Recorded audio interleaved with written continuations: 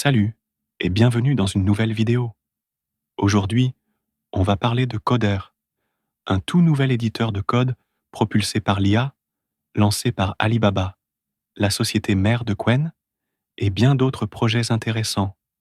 C'est une alternative aux éditeurs comme Cursor, Tray, Windsurf ou encore Kiro. Mais contrairement à eux, Coder est encore très récent. Il manque de fonctionnalités pour l'instant. Par contre, bonne nouvelle, il est gratuit et sans limite gênante pour le moment.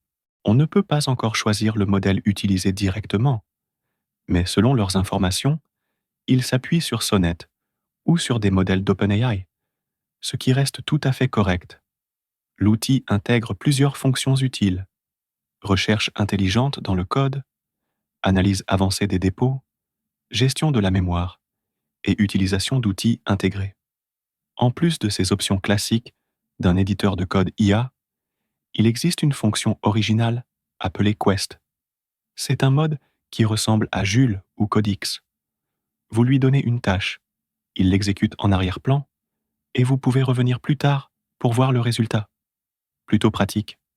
On retrouve aussi un indexeur de code et une fonctionnalité appelée Repo Wiki, qui génère une documentation structurée de votre projet.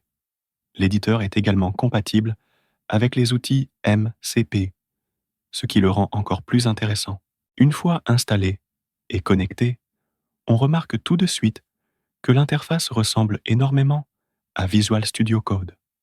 Contrairement à Kiro ou Tray, qui ont une identité visuelle bien marquée, ici, ça fait plutôt VS Code basique.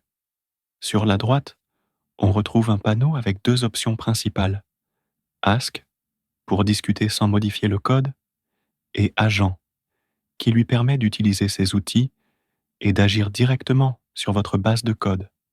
Vous pouvez aussi ajouter du contexte manuellement, par exemple en sélectionnant un fichier spécifique sur lequel l'IA devra travailler. Dans les paramètres, il est possible de régler pas mal d'options: la langue de réponse, la complétion automatique du code, courte ou longue, l'activation de commandes automatiques pour le terminal, la recherche web, ou encore des complétions en ligne sous forme de petites bulles d'aide. Le fameux mode Quest peut aussi être activé ou désactivé depuis ce menu. Une fois lancé, il fonctionne comme chez Jules ou Kiro. Vous confiez une mission à l'IA, elle planifie, exécute, et vous pouvez revenir plus tard pour voir le rapport et les changements apportés. Revenons à Quest. Depuis la barre latérale, vous pouvez lancer une tâche asynchrone. Deux options s'offrent à vous. Écrire une spécification d'abord.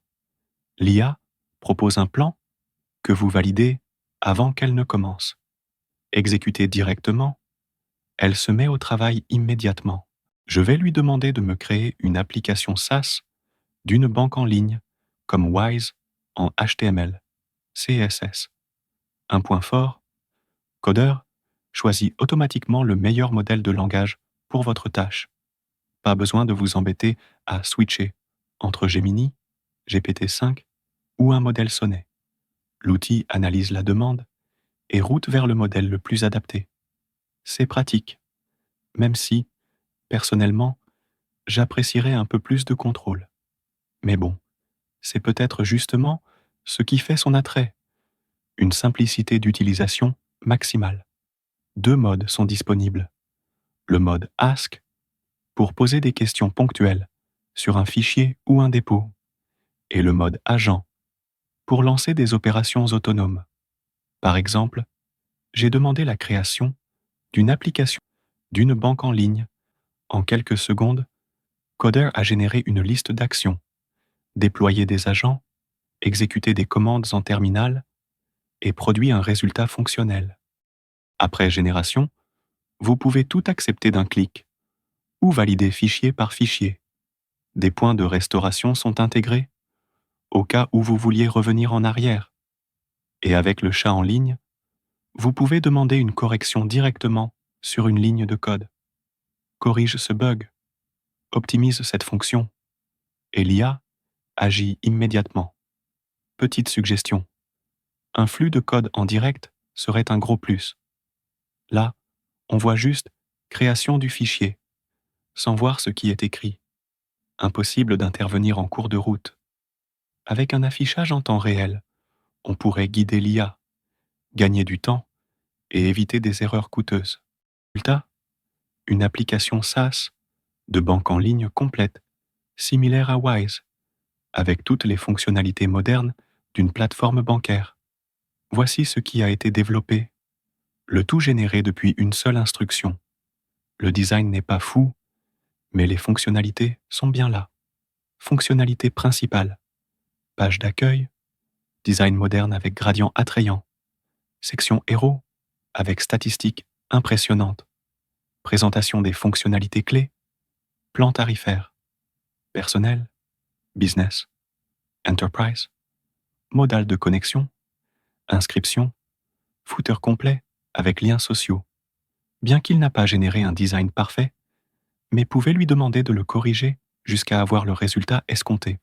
Comme vu précédemment, en plus du mode agent, il existe le mode Quest, accessible via Contrôle+ dans l'IDE. Il permet d'ajouter des tâches individuelles. Vous pouvez créer une nouvelle tâche en cliquant sur le bouton dédié, puis ajouter du contexte lié à un fichier ou un dossier spécifique. Vous pouvez rédiger des spécifications avec l'IA, planifier et construire des éléments de manière autonome et asynchrone. Vous pouvez d'abord rédiger les spécifications, puis les exécuter directement. Par exemple, je peux demander « Peux-tu me proposer un plan pour déboguer ma base de code ?» J'envoie la requête. Il rédige d'abord les spécifications, puis j'utilise ce plan pour le faire exécuter par un agent d'exécution. Pour l'instant, vous pouvez voir qu'il crée une liste de tâches en analysant tous les fichiers de mon application de gestion des tâches. Une fois cette analyse terminée, il élabore un plan de débogage complet. Vous pouvez voir qu'il a déjà généré ce plan en se basant sur les fichiers que j'ai fournis. Je peux ensuite envoyer ce plan au flux d'action, où des agents seront déployés pour l'exécuter et un rapport de tâches vous sera retourné. De la même manière, vous pouvez faire travailler plusieurs agents de façon asynchrone, c'est-à-dire simultanément, sur différentes parties de votre projet. En termes de performance, Coder est encore perfectible, parfois un peu lent au démarrage et avec quelques erreurs d'appel d'outils. Mais dans l'ensemble, ça reste très fluide et le modèle utilisé semble rapide. Même si on ne peut pas encore choisir soi-même entre Sonnet ou Qwen 3 Coder, on sent qu'Alibaba a amélioré ses modèles pour rendre l'expérience plus efficace. En résumé, malgré ses limites actuelles, comme l'absence de sélection de modèles, Coder est un éditeur IA prometteur, surtout qu'il est gratuit. C'est une option intéressante à tester dès maintenant, si vous voulez explorer de nouvelles façons de coder avec l'IA. Voilà pour la présentation. Partagez vos impressions dans les commentaires, abonnez-vous à la chaîne et activez la cloche pour ne rien manquer. On se retrouve très bientôt pour une nouvelle vidéo.